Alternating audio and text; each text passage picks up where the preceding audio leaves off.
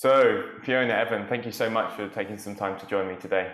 The purpose of this call is just to give anyone watching some insight into the role of a technical writer here at GitLab. It'd be great to start with some introductions. Fiona, do you mind going first? Yeah, my name is Fiona Neal and I'm based in Amsterdam. I'm a senior technical writer and I'm the technical writer for the fulfillment, manage, growth and secure stages. And I joined GitLab in July 2021. Awesome, cool. And over to you, Evan. Yeah, my name's Evan Reid. I'm from Brisbane, Australia. I'm a senior technical writer working with the GitLab, pipeline insights, compliance, and the authentication and authorization group. And I started at GitLab in August 2018. Awesome, cool. And I'm Rupert. I'm on the technical recruiting team here. One of the departments that I support is the UX team, and the technical writing function makes up that department. And I've been here for just over 3 years now. So, Evan, it'd be good for you to give me some insight into how your role as a technical writer here at GitLab differs to previous companies that you've worked in, and how your role as a technical writer there was different to the one that you're in now. Yeah, I think the main thing, apart from the things that are very similar, working with content, editing, writing, those sorts of things, I think something that sets GitLab very much apart is the amount of support that technical writers get from engineering and from the wider GitLab company. We get a lot of help from engineers and the whole company in solving problems that we need to solve for the team and for customers. Awesome, cool. And same question to you, Fiona. Yeah, I suppose the biggest difference is that Docs as code is widely used throughout the company. It's been adopted company-wide, so from marketing to engineering. And for us as technical writers, that means we fit seamlessly into all the engineering workflows. And the most rewarding thing from that is we see our documentation being shipped super fast. So you might make an MR in the morning to make a docs change. It goes through a few review cycles, and by that afternoon, it's shipped with the product and your documentation's been published. So it's really great to see that fast turnaround. Yeah, perfect. I think that velocity is consistent across GitLab. And Fiona, as a newer team member here, can you give me some insight into what your onboarding process was like? Yeah, sure. So I suppose it can be nerve-wracking for anybody to join a remote company, but GitLab's onboarding, especially for technical writers, is really exceptional, and it gave me everything I needed to help me integrate into the role. So first of all, I had all the instructions to set up my environment. I did that without hardly any problems. And then for the onboarding to help you ramp up, there's different phases that you complete before you even take on being a technical writer for a product group. So you start out shadowing a technical writing peer. They give you information about how to complete processes in an async way through merge requests and issues. And then you move on to being a trainee. And during this time, you have full support from your team and your manager. And you do that for a couple of releases until you finally take on your own product groups. So throughout the whole way, you have full support from your team, from your manager. And then even afterwards, I've taken on a few groups now and I'm still getting great support from the team, and we continue to do so. And it's a great team as well. I was never short of coffee chats after joining. So yeah, it's been a really good experience. I'm so glad to hear it. And Evan, as a more tenured team member here at GitLab, it'd be wonderful for me to hear about a standout lesson from your time in our team.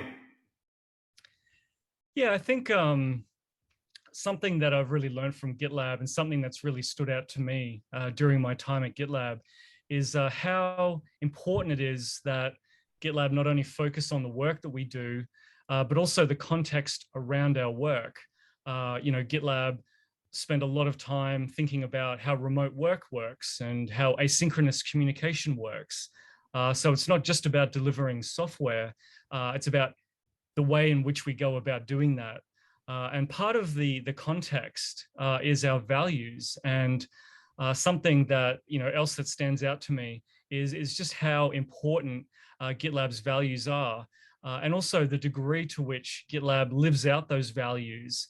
Sometimes values are something that you're introduced to when you start at a company, and then you never really hear about them again. At GitLab, people link to our values in everyday conversation. And I just think that that's a really important part of GitLab, and something that really stands out to me and has stood out to me during my time here. Yeah, I fully agree. Those values are implicitly and explicitly present in pretty much every interaction that I have there. And for anyone that's not familiar with them, I'll share a link to them in the description. And also for some additional context, we've been an all-remote company since around 2014. So we've been thinking about how we work as an all-remote organization since then. And some viewers of this may be considering applying or going through the interview process. So it'd be wonderful for me to hear from both of you a piece of advice that you give to someone that's both interviewing, and then a bit of advice that you give to someone that's been successful through the interview process and is now joining. So Fiona, do you mind answering that? Yes, so I suppose my advice for anybody going through the interview process, and it goes back to what Evan was saying recently about values, is really take the time to learn about our values. They're really important to how we work, and especially as a remote company, we want to work with people who are aligned with our values. Helps us get the work that needs to be done. So when looking at values, try and think of how they tie in to your previous work experience and try and make that come out in your answers.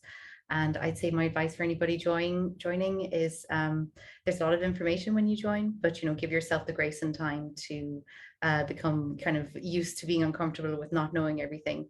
And as I said before, there's so much support in the company. There's no such thing as a bad question. And yeah, you'll get through it, and yeah, you'll be better for it. And Evan, the same question to you. Yeah, so I think for anyone who's considering interviewing, just learn as much about the company as you possibly can. The company is very, very open.